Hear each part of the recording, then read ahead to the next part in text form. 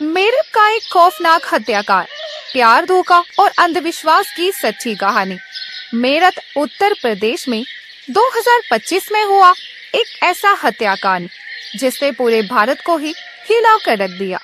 ये कहानी प्रेम, विश्वासघात और अंधविश्वास के खतरनाक जाल में फंसे कुछ लोगों की है, जिसने एक निर्दोष व्यक्ति की जान ले ली।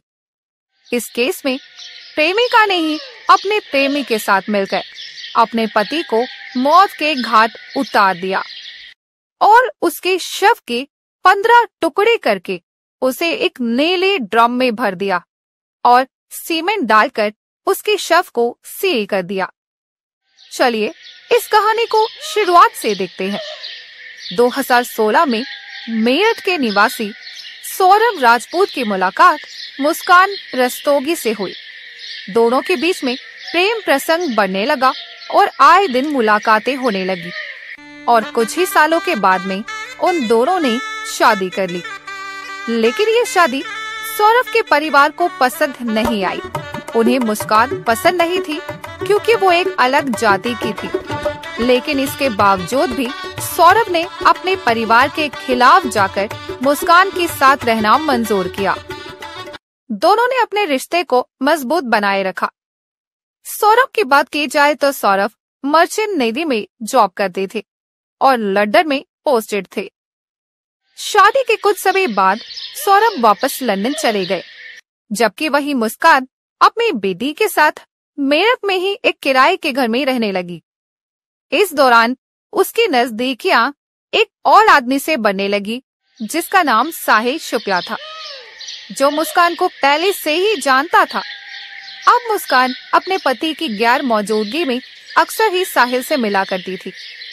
सौरभ के लंदन में रहने के कारण मुस्कान की नजदीकियां साहिल से अब धीरे धीरे बढ़ने लगी थी। साहिल की बात की जाए तो साहिल पहले से ही मुस्कान को बहुत पसंद करता था और अब वो खुद खुलकर उसके साथ वक्त बिताने लगा। दोनों की मुलाकातें अक्सर ही हुआ करती। पहले दोनों छुप छुप कर मिला करते, लेकिन उसके बाद में अब साहिल ने मुस्कान के घर आना जाना भी शुरू कर दिया था। मुस्कान ने उसे यकीन दिला दिया था कि वो अपने पति के साथ बिल्कुल भी खुश नहीं है और साहिल से ही वो सच्चा प्यार करती है। साहिल शुक्ला अंधविश्वासी प्रवृत्ति का था और आत्माओं, तंत्र मंत्र जैसी चीजों में भी विश्वास रखा करता था। मुस्कान ने इसी बात का फायदा उठाते हुए इस घिनौने कत्ल को अंजाम दिलवाया।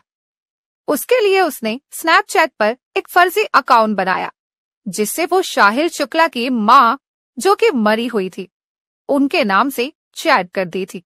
इस फर्जी अकाउंट से वो साहिल को यकीन दिलाने लगी थी कि उसकी माँ की आत्मा मुस्कान को दिल से पसंद करती है और वो चाहती है कि दोनों शादी कर लें और एक साथ जीवन गुजारें।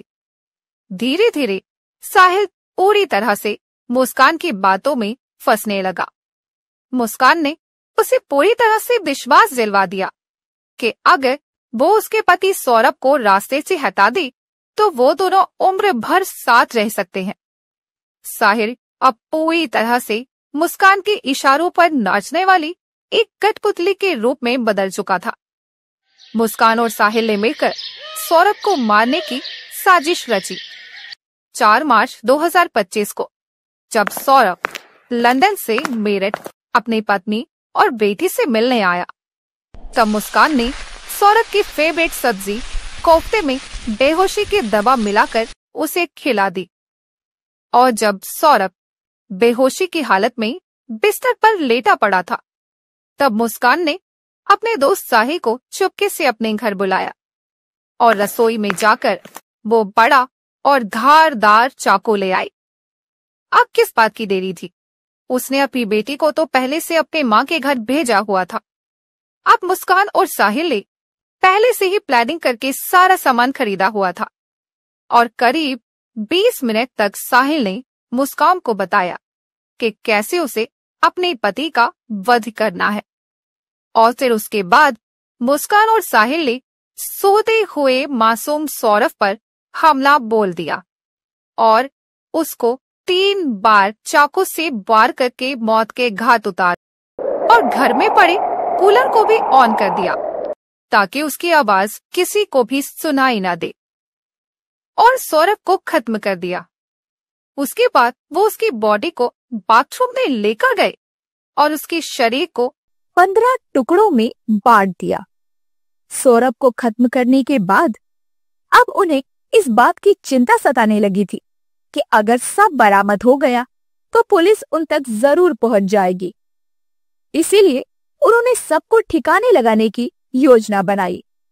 मुस्कान बाजार जाकर एक प्लास्टिक का बड़ा नीला ड्रम खरीद कर लाई और मुस्कान और साहिल ने सौरभ के शव को जितने भी टुकड़े थे उस प्लास्टिक ड्रम में डाल दिया और ऊपर से सीमेंट डाल दिया ताकि उसकी बॉडी की स्मेल बाहर ना फैल सके।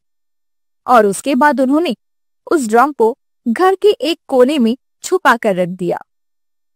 इसके बाद मुस्कान और साहिल ने सौरभ के मोबाइल फोन से उसके सोशल मीडिया अकाउंट को भी एक्टिव रखा ताकि किसी भी परिजन को सौरभ के लापता होने की जानकारी ना मिल सके। उन्होंने सौरभ के अकाउंट से हिमाचल प्रदेश के शिमला की तस्वीरें और स्टोरीज पोस्ट की ताकि लोगों को लगे कि सौरभ वहां पर घूमने गया है और अगर कोई लोकेशन ट्रैक करे तो किसी को शक ना हो।